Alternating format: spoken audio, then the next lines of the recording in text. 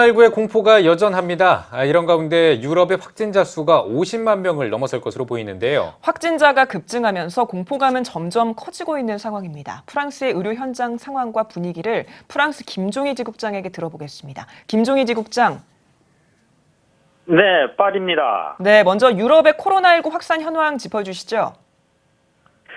네, 유럽 질병예방센터 ECDC에 따르면 어제까지 유럽 내 누적 확진자 수가 47만 7천여 명, 사망자는 3만 5,700여 명입니다. 이탈리아가 현재 확진자 11만 5천여 명과 사망자 1만 4천여 명으로 확진자와 사망자 수가 가장 많습니다. 하지만 언론들은 실제로는 2배 이상이 될 것이라고 보도합니다. 특히 월스트리트 저널은 의료계의 과부하로 인하여 검사도 받지 못하고 사후에도 이들의 사인인 분석이 이루어지지 않아서 집계에서 누락되었다고 밝혔습니다. 스페인은 11만 2천여 명의 확진자와 1만 400여 명의 사망자가 발생, 어제 하루 930여 명의 사망자 수가 발생해 일일 최다 사망자 수 기록을 세우기도 했습니다. 하지만 다행스럽게도 이탈리아와 스페인의 확진자 증가 수는 하향 곡선 궤도에 접어든 것으로 관계 당국은 보고 있습니다.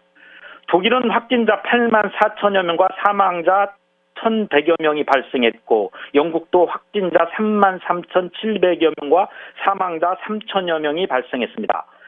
이런 가운데 영국은 50만 관객의 오는 6월 웸블던 테니스 대회를 2차 세계대전 이후 75년 만에 처음으로 취소했습니다.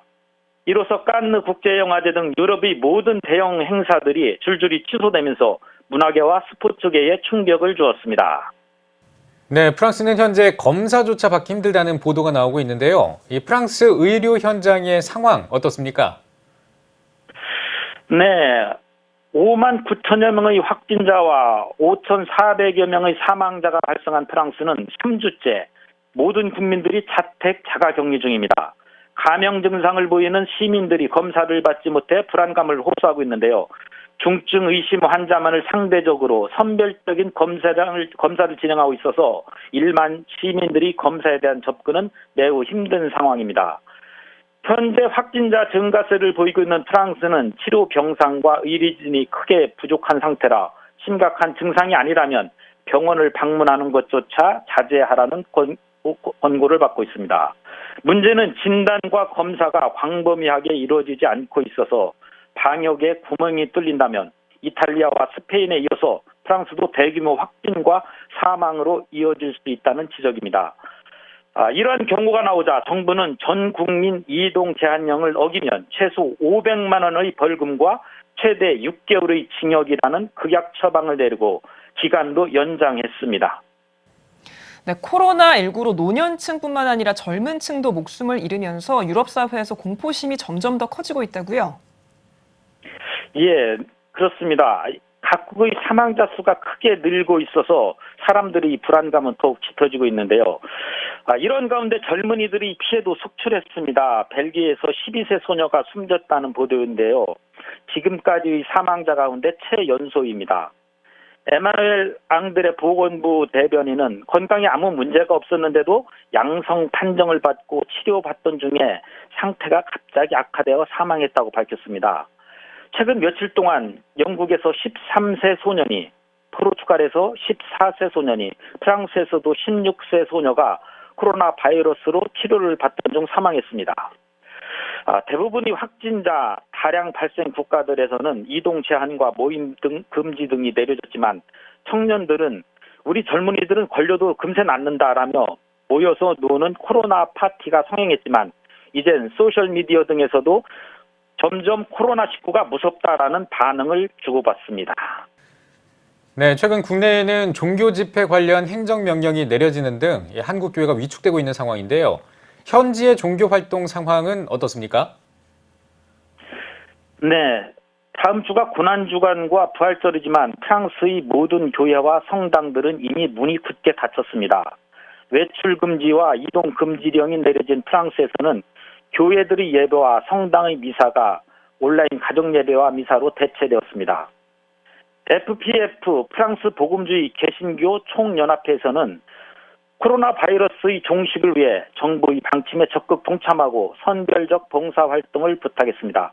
협회는 크리스찬으로서의 책임감을 갖고 사랑으로 서로 도우며 이 위기를 극복하자고 말했습니다.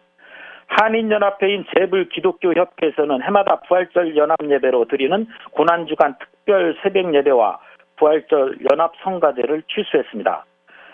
카톨릭에서도 교황은 코로나19로 울고 있는 모든 사람들과 함께할 것이라며 이탈리아와 전 세계 사람들을 위로하고 있습니다. 삼종 기도회에서도 어려운 상황에 빠진 이웃들에게 관심을 기울이고 인도주의적 지원에 앞장서 달라고 호소했습니다. 교황은 나사로의 고통과 죽음에 눈물을 흘리신 예수님을 언급하며 우리 모두가 코로나19 때문에 고통받는 이웃과 연대할 것을 호소했습니다. 네, 코로나19가 장기화하면서 선교 활동에도 적지 않은 영향이 있을 것 같은데요. 어떻습니까? 네, 특히 유럽과 아프리카와 유럽은 오래전부터 밀접한 선교 활동으로 연결되어 있습니다. 아프리카 선교, 특히 불어권 선교의 교두보라 칭하는 프랑스와 아프리카에 현재 많은 어려움이 발생했습니다.